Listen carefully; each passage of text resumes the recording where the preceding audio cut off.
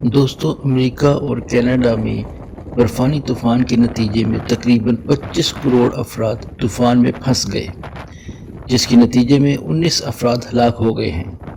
تقریباً 15 کروڑ افراد بجلی سے محروم ہو گئے اور ہزاروں فلائٹس کینسل کرنا پڑیں۔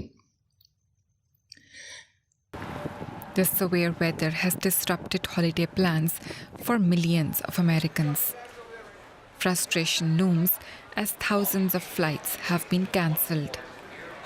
برفانی طوفان امریکی ریاست ٹیکساس سے کینیڈا کے شہر کیوبیک تک پھیل چکا ہے، جس کی وجہ سے امریکی شہر منیسوٹا، آئیووا،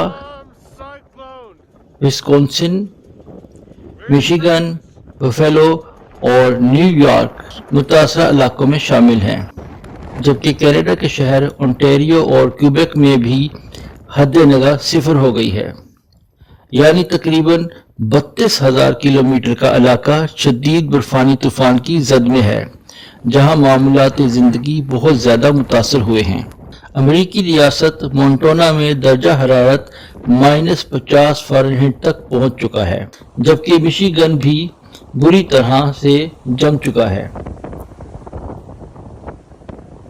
ساؤتھ ڈیکوٹا میں حالات اس قدر ابتر ہو چکے ہیں کہ لوگ گرمائش کے لیے اپنے کپڑے جلانے پر مجبور ہو گئے ہیں۔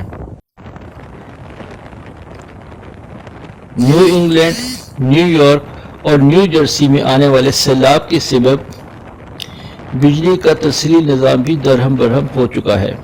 جمعہ کے روز 5,900 جبکہ ہفتہ کے روز سے اب تک 1,800 فلائٹس کینسل ہو چکی ہیں۔ نیشنل ویدر سروسز (NWS) کے مطابق اگلے چند روز میں انتہائی سرد دنوں کے 100 سے زائد ریکارڈ ٹوٹنے کا امکان ہے۔ امریکی حکومت کی جانب سے عوام کو کرسمس کے موقع پر بھی گھروں میں رہنے کی ہدایت کی گئی ہے۔